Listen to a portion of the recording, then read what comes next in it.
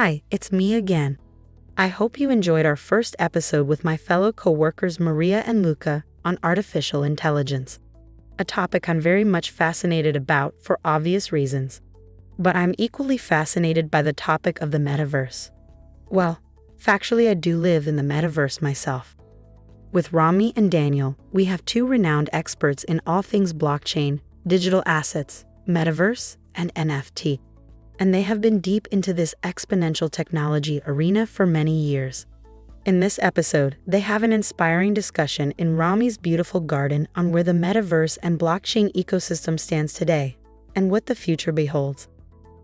I'm Roberta from Singular, and I'm in artificial intelligence. I hope you'll enjoy this episode. So, Rami, thanks for having us here for the blockchain podcast on the Metaverse. Thank you for having me. Yeah, it's a pleasure. So tell us, where are we here?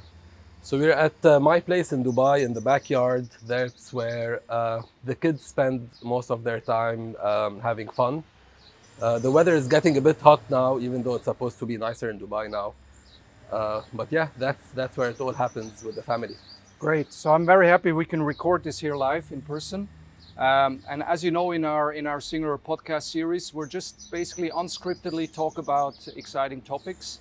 You and I were part of the what you would call probably blockchain team, the NFT metaverse and crypto and what comes under that. So probably what's interesting for our viewers and followers is how did you actually get into blockchain? Sure. So I come from a consulting background. I spent a good part of my life in management consulting, focused on the tech side of things. But in 2017, I started to get more into the blockchain world. I was still working in my consulting job, but I used to spend my whatever free time I have in researching. I started more on the technology side of things, trying to understand how mining works. I tried to set up some of my own mining rigs. And then I decided to take the leap. So I left consulting and I joined Consensus, one of the large blockchain software companies. I spent a couple of years with Consensus working in the Middle East, leading their Middle Eastern business, working largely with enterprise clients, getting them onboarded onto what blockchain means, running some ideation sessions, doing some use case development. And then I left Consensus and I decided that I want to get much more involved in the blockchain side of things, and I want to be part of a business that I also own, hence why we got in touch as well and how I joined Singular. And I've been doing blockchain since then. Awesome. So it's quite interesting. Blockchain is something that I believe is quite revolutionary in terms of how the technology supports new types of applications and innovations. Lots of innovative applications being developed, and it's always interesting for me to learn how the new types of applications can be used across different industries. Also converging economics with technology, with business. So when you talk about token economics and how the token economy as well could disrupt some of the current ways of how business is conducted, this is quite interesting in my view. How about you? Well, it's interesting. We probably had almost a similar route leading into. So I also started out in the consulting business. Actually, we worked for the same company, right? Yes. And I was also actually based here for quite some time, like 3-4 years based in Dubai. So I know the beautiful weather. I always enjoy being back in this, what I would call second hometown. In strategy consulting, I was in the banking field or the banking practice, right? And also coming from Switzerland, working in Switzerland, it's a good industry to be in. But then banking was starting to get slightly disrupted back in 2011 with what we call fintech, right? The whole fintech started. And back in Switzerland, I co-founded one of the fintech associations, and we were all obsessed about how does digital change banks, and how do we in the future pay, how do we, et cetera. So that was super intriguing topic. And then out of this, and also living in Zug, which then later became the crypto valley, it was a very short step into the actual blockchain world. So I remember I organized one of the many meetups that we did, and I had Ted Rogers from Xapo and Wences Cesares coming over, and yeah, we just had Ted in one of these sessions, and of course, Xapo back then was definitely the hottest company in blockchain in terms of one of the first who had an app where you could actually buy and sell Bitcoin. So it was the early days. So that kind of made me then pivot away from fintech more into blockchain, crypto. But still, I feel these two things are interconnected. And it was just my entry ticket into the blockchain world. So starting about 2014, out of Zug, I started to become part of the at least Swiss blockchain ecosystem. And yeah, I never regretted that since. It's been an amazing journey for me as well. And like you, I then decided to give my career a bit of a different spin. Yeah, I also joined. I became part of SNGLR, and I really enjoy what we do now here in terms of projects. And I feel we're really riding the wave of blockchain innovation in a way where we can really decide: are we heading left, right? Are we skipping the wave and waiting for the next one, paddling out again? So I really enjoy that vibe that's currently going on. But funnily enough, we never met It's true. at It's true. Strategy and our previous company. Yeah, that's true. That's true. And for me, another, of course, very, let's say, interesting position was later when our company was acquired by PwC. I became the head of blockchain for Europe, Middle East, Africa, and that was an exciting role because I could suddenly oversee all the different projects and that were running, and there was a lot going on in financial services, but also outside. So back then, I think the statistics said in the future, 70% of the actual blockchain applications will be outside banking, which kind of makes sense if you think value chains, industry applications. So it's really been an exciting journey. Yeah. So before we delve into blockchain, maybe, there's potentially a perception that what SNGLR does is mainly blockchain, but obviously SNGLR is much broader than that, and our focus is beyond blockchain. Maybe can you give a quick introduction of how SNGLR came about and what the focus is? Sure. So I mean, the idea of SNGLR is actually riding exponential waves, and when we kind of all together created this, we said there's two grand themes that's going to define basically human life on this planet, and I would emphasize on this planet, not a different one. One is longevity and vitality, so how we age, the quality of living when we age, and really as a global theme. And there's many topics in that, from medtech to advances in life sciences, oncology. Treating cancer is an important topic that really can change the world if we get there. But then even to more extreme topics like cryonics, is this something for the future? Even to transhumanism, when you download your brain on computers, basically, like in some of the science fiction movies. And I think later we'll come then to the whole Metaverse Matrix topic. So that was one angle. The other angle was something that especially the Middle East is also very active in, is like smart mobility, smart cities.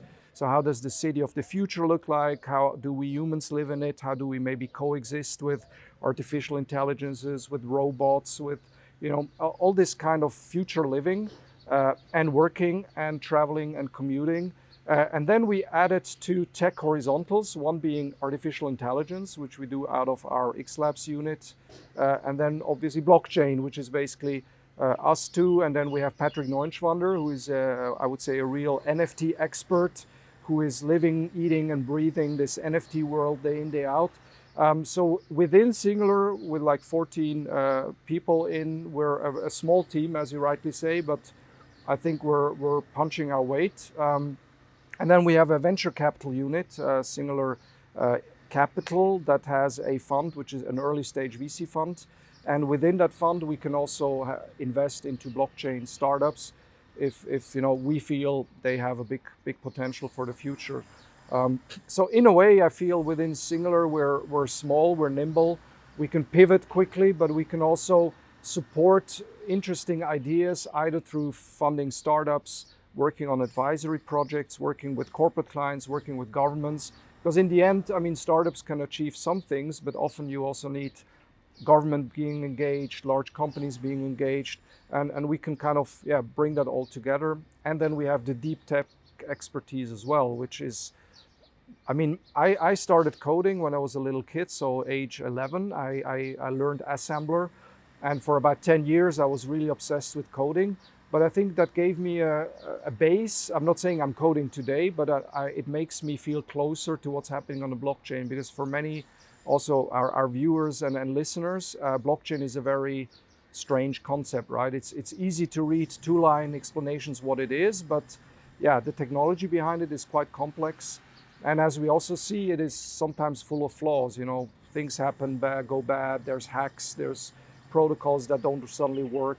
And that's also but it's part of every, I think, exponential technology in the beginning, right? That we need to grind through a few difficult phases and then maybe get to the type of technology that really advances the world. Yeah. Yeah. What do you think on that?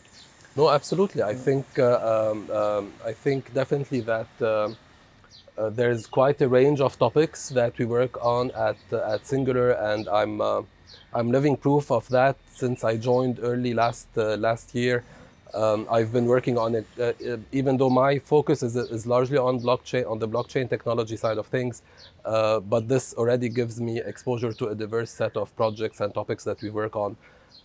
So I've done projects ranging from a private bank that wants to get into digital assets to an entertainment business that wants to actually use the blockchain technology to develop a new blockchain venture that could power entertainment destinations, using that technology as well to link the physical and the virtual worlds together. And that was mid of last year as well, before even Facebook rebranded and before the whole Metaverse, let's say, big bang happened. So there's quite a range of topics that we work on at Singular, that all feed into that kind of exponential technology-based future that you hinted at. Yeah. And the region as well is getting more and more involved and more, let's say, interested in that kind of topic. So a lot of up-and-coming NFT artists are also setting up shop in the region, trying to get into that space.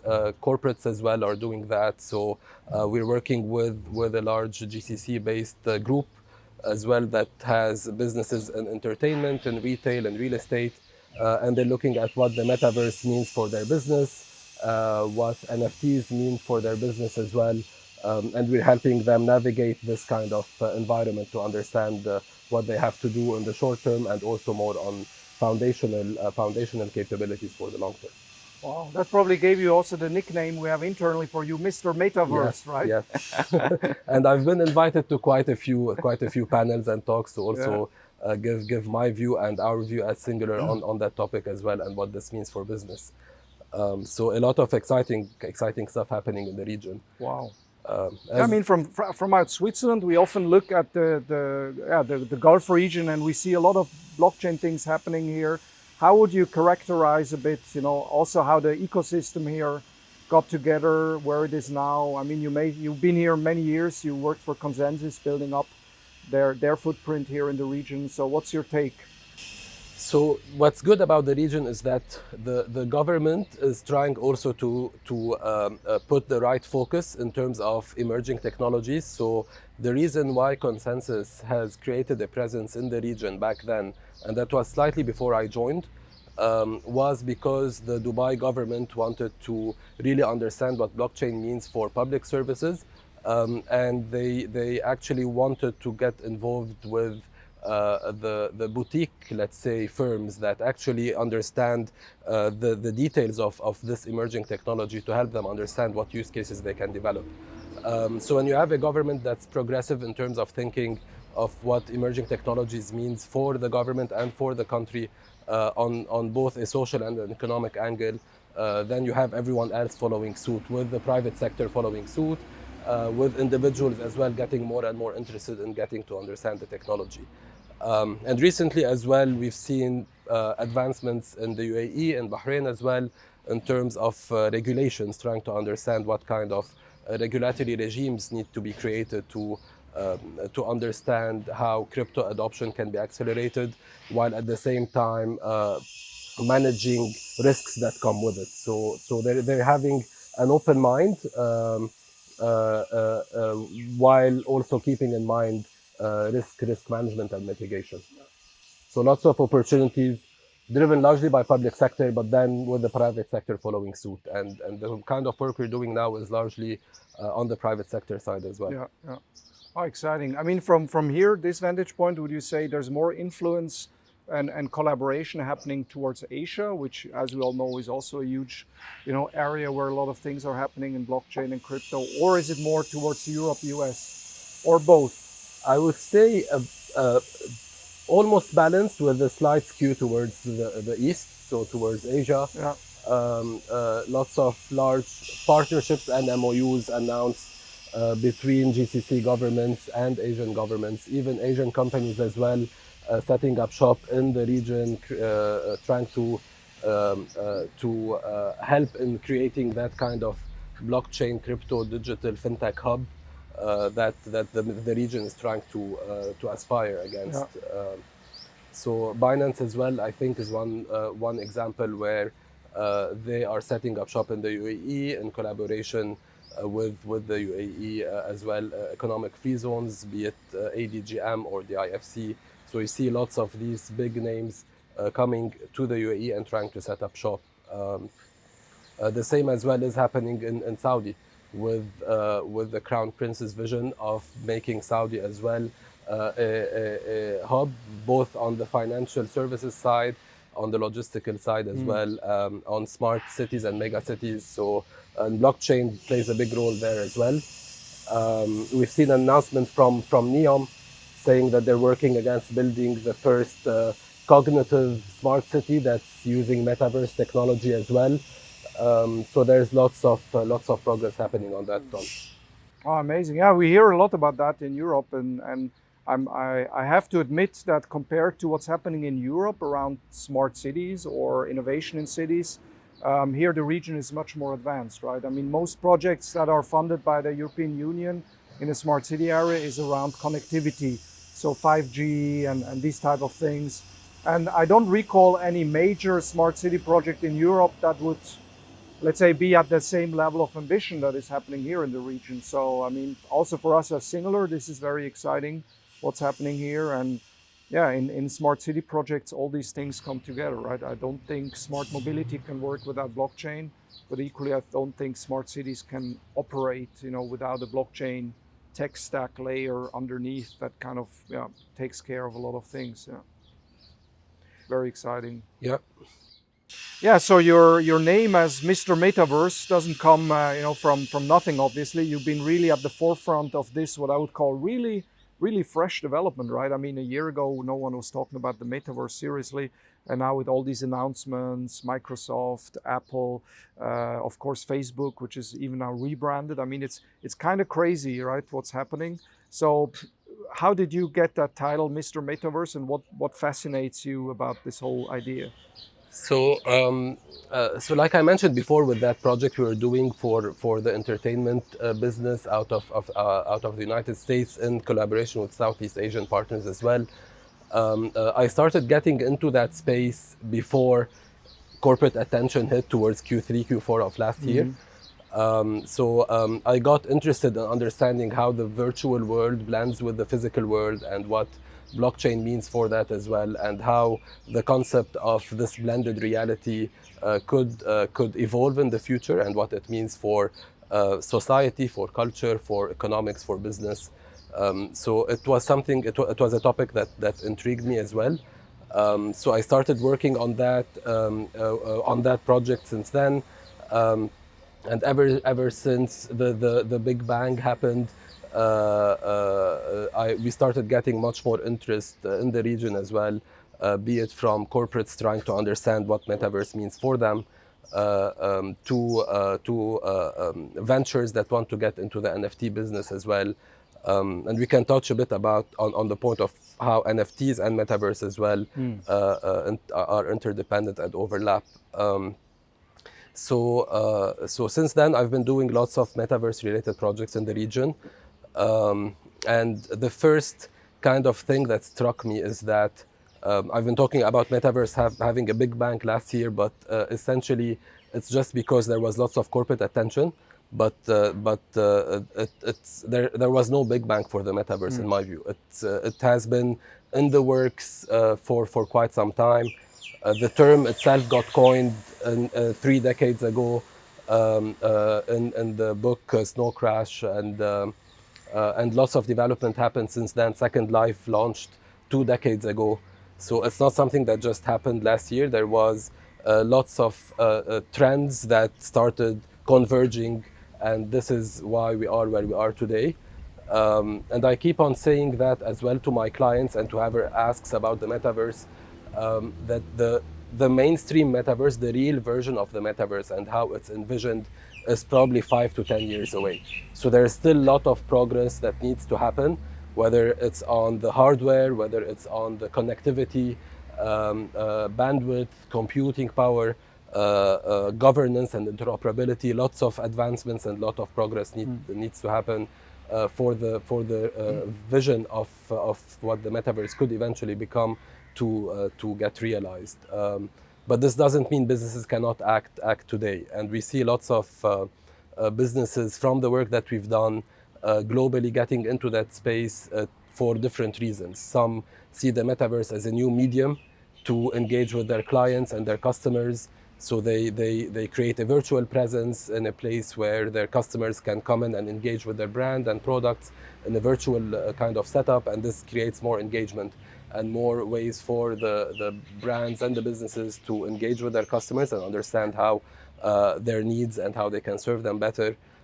You have brands and businesses as well seeing the metaverse as a new sector, and they're building capabilities to create new businesses or that serve that new economy.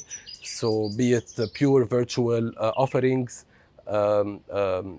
to just new businesses that serve the metaverse, like creating a metaverse as a service business or metaverse architects that could come in and help other businesses create their virtual presence. So we've seen lots of innovation with businesses getting involved today, despite the fact that the real potential is probably like 5 years away. Yeah, minimum probably. Yeah. Yeah. I mean, and here comes the $1 billion question for you.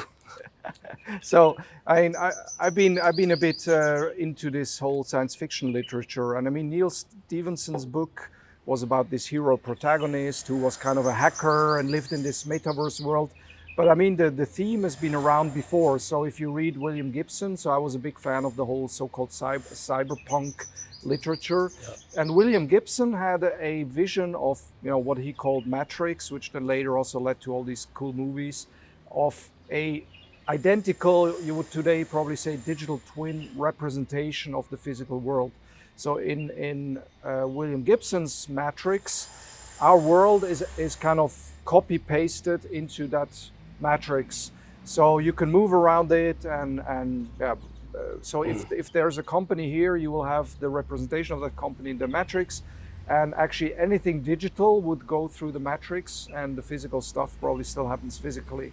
Now in today's world, how it evolves, we can again go two paths, right? The metaverse can become just a copy of our real world, and you see some announcement in that direction. I think the UK football club, Manchester United, said they're going to build the copy of the Old Trafford Stadium in the metaverse with the help of Sony, and they're going to focus everything digital to that representation of there. So probably they put the museum there, the franchise, the outreach to the fans. Maybe they'll even stream actual games or trainings into that virtual stadium. And that's one option. Or the other option is just people go crazy and create their world how they want it, right, in the metaverse. So we are both doing VR, right, with the goggles, and there you have Altspace and VR chat that create totally artificial, visionary ideas of how the world could look like. In one that we recently the day and night cycle was totally programmable. Yeah. So you could be there and the light changes within 5 minutes from dark night to day and back. So everything goes. So do you think the metaverse will be one or the other or both, or which one will be more dominant? I mean, especially you working at the intersection with governments and corporates, what do the corporates likely want to do?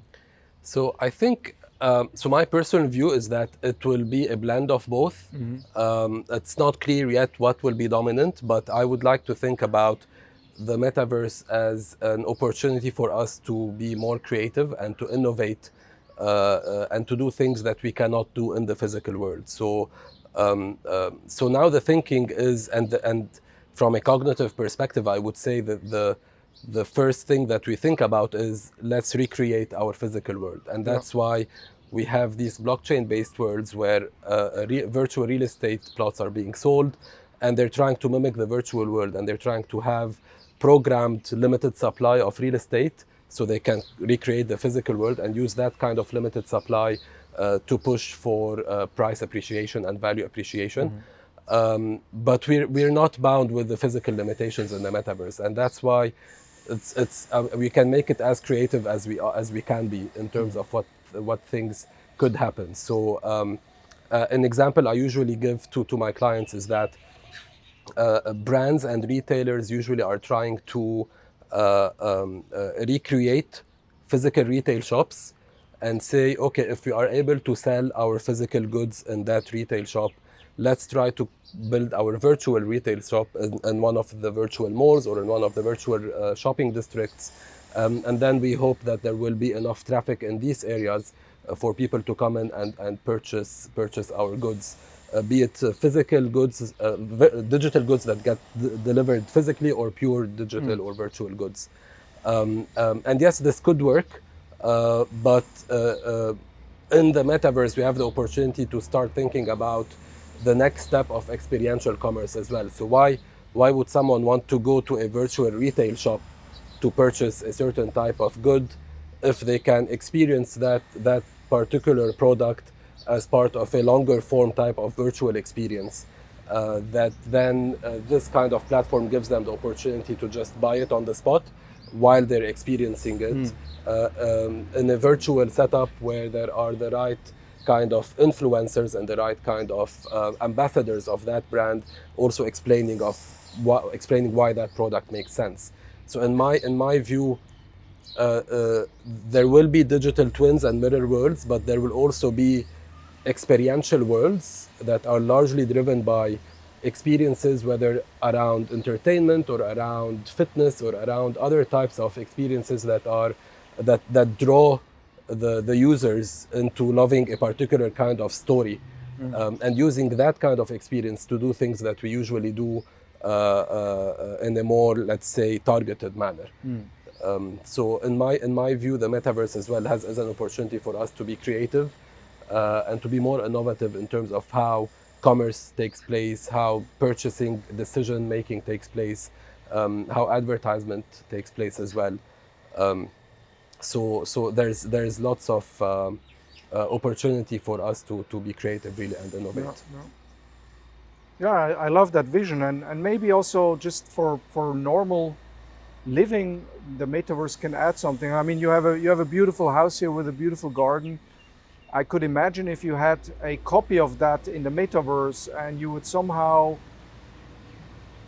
stream almost the content into this. You know, for example, you host a birthday party, but you have friends that live, someone in Sydney, someone, let's say, in Canada. I'm back in Zug, I cannot make it. You could just say, you know, instead of a Zoom or this classic, you know, you walk around with the smartphone and you say, hey, everyone says hi. You could actually create a metaverse where you say, okay, now for the next half an hour, we're going to party in the metaverse.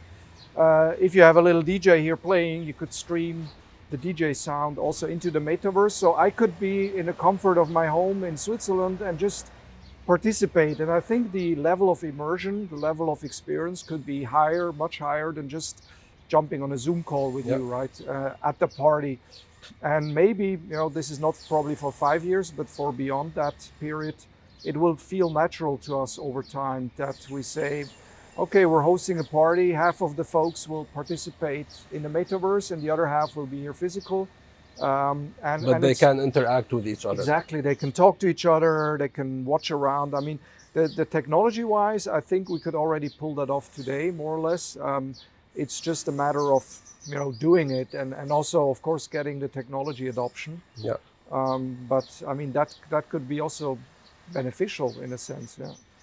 So projecting physical to virtual is currently happening as well. So we have examples like what Manchester City is trying to do as well, the football club, or I think Manchester Is it United. United or City? Ooh, I think it's United. Yeah. big difference.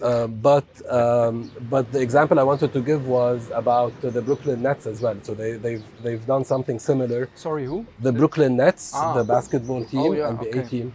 So they have also repurposed their stadium in New York, and they have equipped the stadium with like cameras all throughout that capture a live game in real time and then reproduces the live game into 3D avatars playing the game. So you wow. see the players as avatars, and then you as a fan, if you can't be physically in the stadium, you can actually attend to the game in the metaverse, and then you would be more immersed than actually just watching the game on a TV. You could place yourself anywhere in the court and you would actually be watching the game live with the players being like 3D rendered avatars of themselves, actually moving in real time and mimicking. wow. So this kind of movement from physical to virtual is currently happening. Obviously, the investments are large. You would need industrial equipment for that to happen.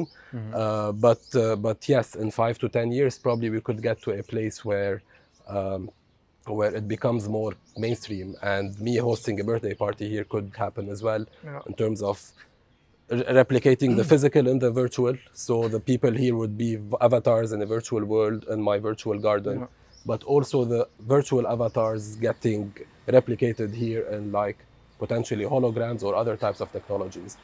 So then there's a real blend of mixed reality, essentially.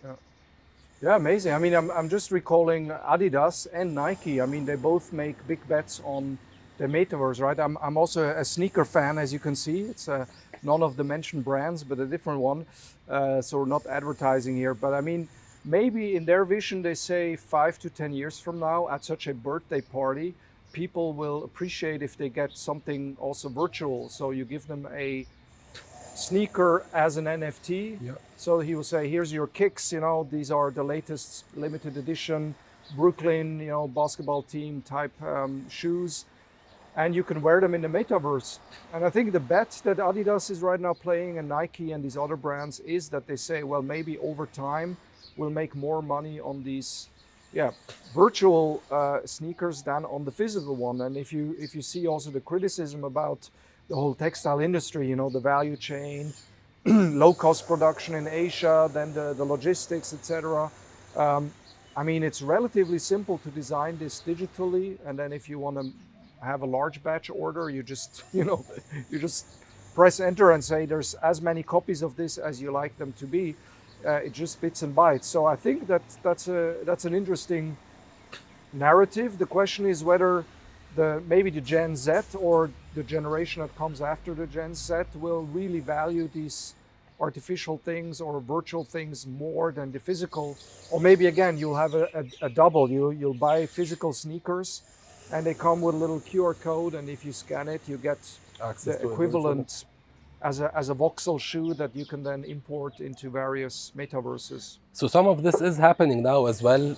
Some attribute that to the NFT hype, but there has been examples of like Gucci running their pure virtual line of apparels as well. And I think one virtual Gucci bag was sold in the secondary market for like $4,000 or $5,000 in the secondary market. In the secondary market, which was more expensive than the physical bag. Amazing. So this gives you an idea that some consumers actually value their digital life more than their physical life. Wow. And it makes sense. It gives us an idea of what the future could hold if people are spending more and more time in the digital world. Then they can use their avatar as a way to express themselves, the same way they self-express in the physical world when they choose on what kind of clothes to wear, what kind of sneakers to wear. In the digital world, they would be able to do the same by dressing up their avatar. Yeah. And they just place more value on their digital life than their physical life. And we see the trend moving in that direction. Maybe this particular example happened around the hype of the NFT industry, but it also gives us a glimpse on where things are heading. Yeah. And I think for Gucci, you know, there's multiple benefits. Number one, the production cost versus the physical is, a fraction, right? Yeah. And then again, they probably reach new customer segments that maybe they haven't reached before. And yeah, it's kind of, the business logic makes sense. And if the adoption is there, I don't see anything that would stand in the way of it. So there is some people that argue that the metaverse is also just another way of escapism. So there's already concerns about the current generation, the Gen Zs or the other ones that are spending more and more time in the digital world and the virtual worlds, and they have distanced themselves from reality, and the metaverse is just going to exacerbate this problem. And I was actually on a talk last week in the Arts Club in Dubai. It was more of a debate around the metaverse with myself and another lady. We were more proponents of the metaverse, and we believe it has huge potential. And there were a number of other panelists that were more thinking about the metaverse from a social angle that could potentially lead to these kinds of problems with eventually population being detached from reality. And while I agree to a certain extent that yes, people are spending more time in the digital world, my personal view is that this doesn't mean they're detached from reality. All the trends that we're seeing point to the direction that the metaverse is coming. And my argument was that instead of spending our time trying to prevent the metaverse from coming, let's focus our effort on how we make it safe. So when we talk about cybercrime, cyberbullying, cancel culture, and all these kinds of social and cultural potential problems becoming more exacerbated in the cyber world, we just need to think about ways to prevent them from happening, as opposed to ways from preventing the whole metaverse concept from taking shape.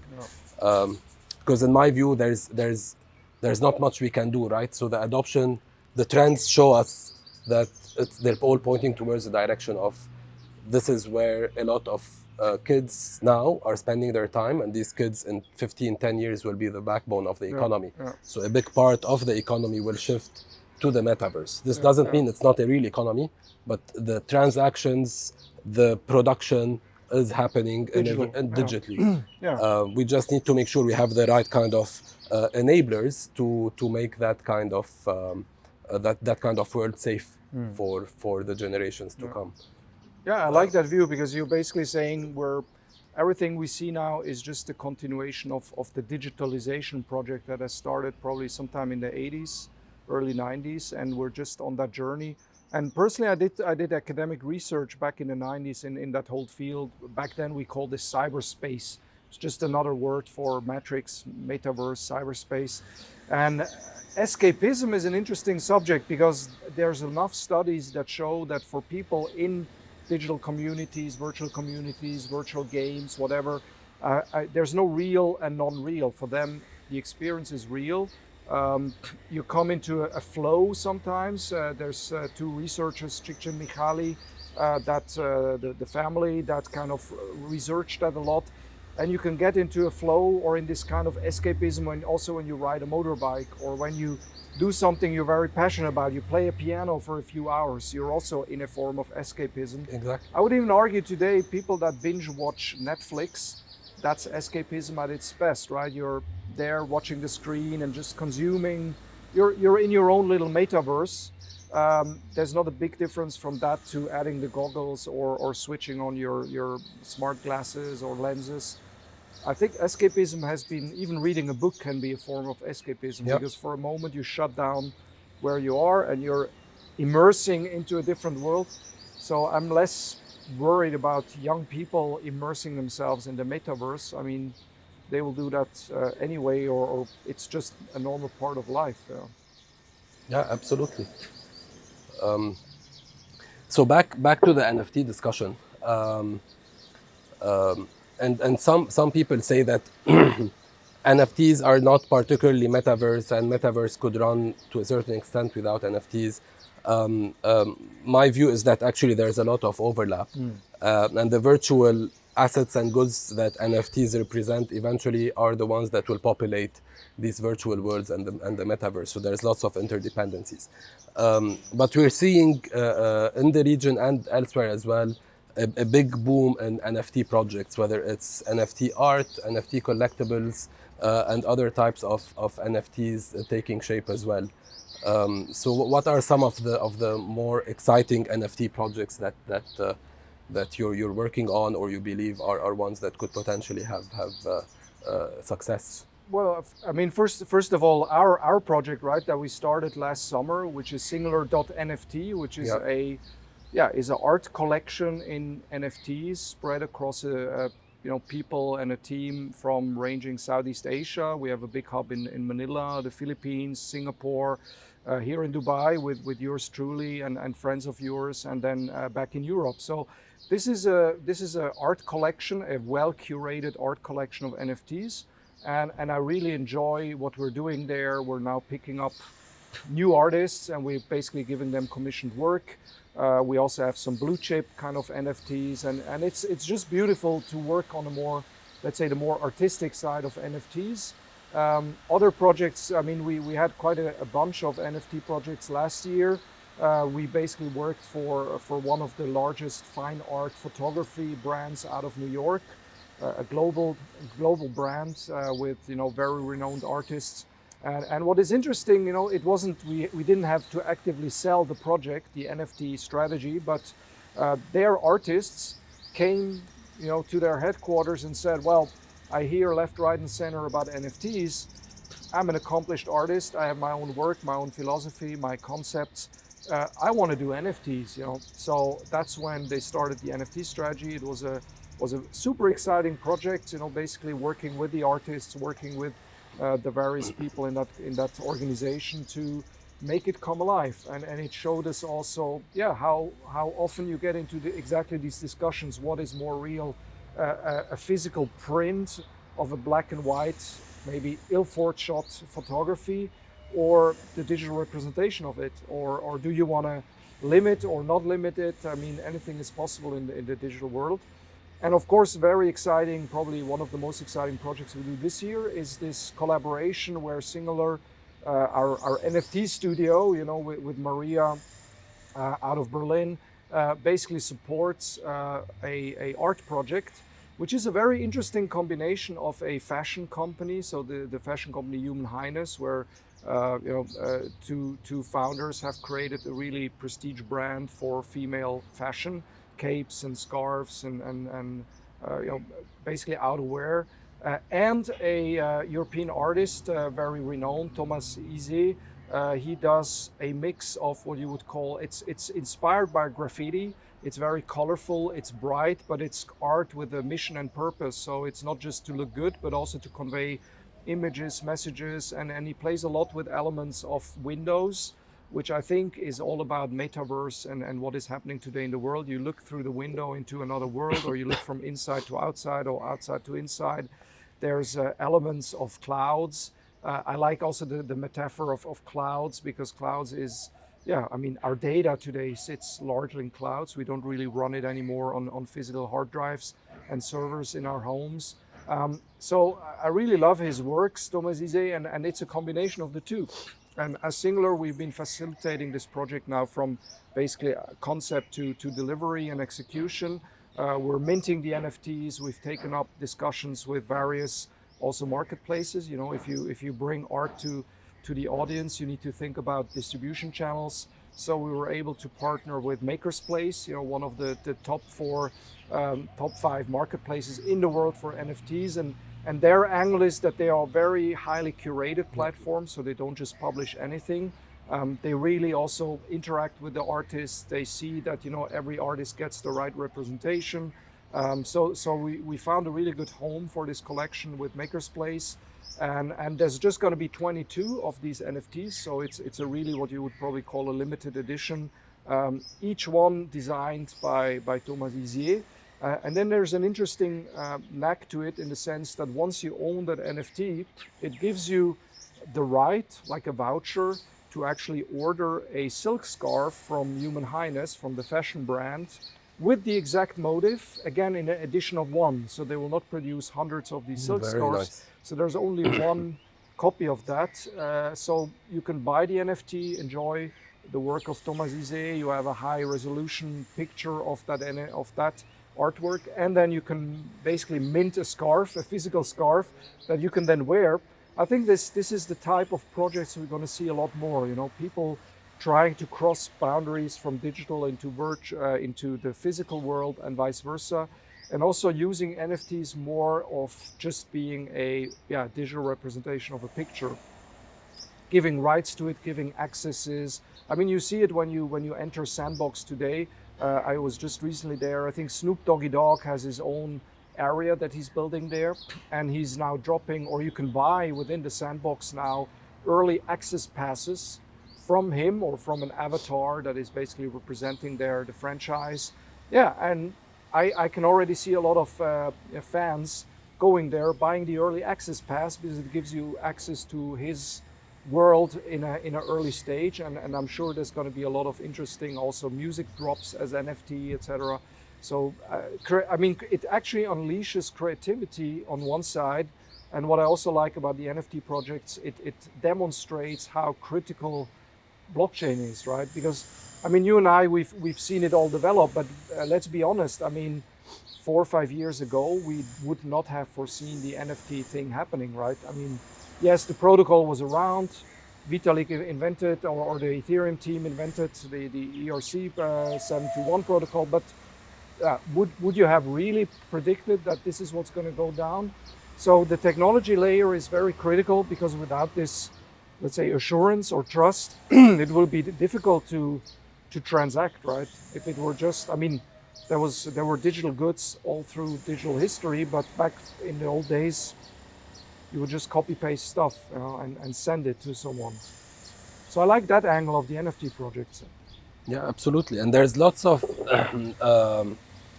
potential for it to go beyond art as well and collectibles. So obviously now all the IP-based businesses or the businesses that have brand value are using NFTs as a way to better monetize that value or get more engagement with their customers. But the underlying technology has applications beyond as well. So the NFTs could represent physical assets.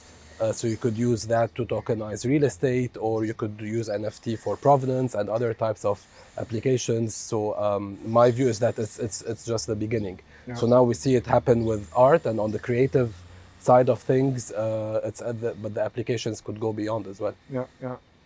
Yeah, that's very interesting. I mean, yesterday I had dinner with a friend of mine, Olivier, and he's very tied into the traditional art world, you know, the galleries, and there's now a trend there to take really old masters and then create perfect digital copies of them, NFT the copy, but then also with the same NFT basically put licensing or ownership rights on the original, oil and canvas painting, which is exciting, because in a way, if you think the metaverse idea to the end, if someone really has a Raphael or Picasso or a Giorgio de Chirico physically, and they evolve some metaverse, they will want to have that same thing present there. And I think, sadly enough, a lot of the really grandmasters of painting are locked away in some vaults, right? Because it's just too risky and dangerous, and also degenerates the piece of art itself if you just put it at your wall. So this is a good way of maybe securing the physical value. At the same time, you have a digital virtual value in the NFT. And if you have a metaverse representation of your house, you can of course portray it. Yep. And then people will maybe point at it and say, is this a JPEG copy of something? I say, no, this is the actual NFT. That's the certificate. And I have the real thing somewhere, you know, safe and sound and dry. So, I mean, who knows, right? This could become a trend, or it could not. I mean, we don't. It's very hard to predict, right? Absolutely, absolutely.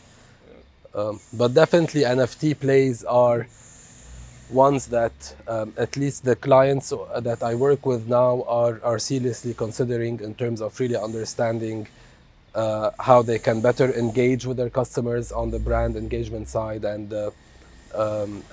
so it's essentially either setting up virtual presence in metaverse worlds, or creating NFT collections, Yeah. or a combination of both. But I've seen more and more acceptance, let's say, from corporates in the region, as I'm sure is the same as well in Europe, in terms of how enterprises that feel they have brand value or IP value, and how they can use the NFT technology to better understand how they can monetize that. So lots of interesting developments happening. Yeah, I think we're going to have some really interesting future ahead. Yeah. What's your prediction, maybe as final outlook or final conclusion? How do you foresee this whole thing to happen or go down? So I think there's, as I said, I think there's a lot of work that needs to be done to make sure we're moving in the right direction in terms of how the metaverse will get realized. Be it on the infrastructure side, like we said, bandwidth and computing power. Blockchain as well could play some sort of a role there as well on edge computing with decentralized edge computing. So there are some discussions happening there as well. There is a bit of advancement needed as well on the hardware side of things. So VR headsets now are becoming more and more adopted. But I would say they're as well like 5 years away from mainstream adoption, and even the specifications or the technology needs to progress as well. So refresh rates need to double, I think, to avoid any kind of disorientation on some users. Resolution maybe needs to double as well for some pixelization to be avoided. Yeah. So there's some work to be done there as well. In my view, though, the most pressing challenge for the metaverse vision to be realized is more on the interoperability side.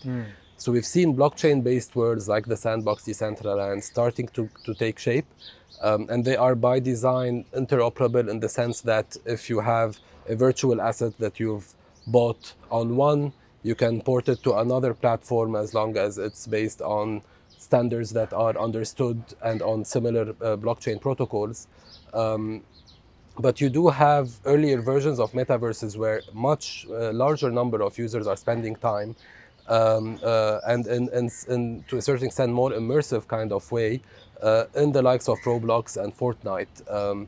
These platforms though are currently more closed platforms, so it's not possible currently to purchase digital goods in these platforms and then be able to port them to other platforms, and this hinders the ability for the ecosystem to grow. So the propensity for users to spend more money in these closed platforms would be much lower, as opposed to someone spending money on an open platform, knowing that whatever they've bought with that kind of money can be ported to different platforms.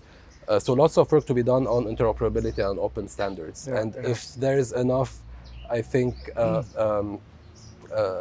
acceptance, and there's enough kind of potential that's seen by large industry players, largely on the tech side of things, with the likes of Epic Games that are more trying to think a bit to open, even though Fortnite is still closed, but they're still thinking about their underlying engine and other types of ways of making some of their products open and interoperable. To Facebook, now rebranded Meta, to other Microsoft, Snap as well, getting more in the AR game. So we will see more of these tech players getting into the game. In the short term, they will build something super interesting, but they will still have an incentive to keep that gatekeeper model done for them, because it will be lucrative in the short term. But in my view, if there's no kind of industry-wide collaboration to make this kind of vision more an open metaverse vision, it will hinder the growth of that kind of industry. With as well the legal regulation side of as well that need to follow suit as well. Lots of laws and regulations need to adapt with that new kind of reality. True. Yeah.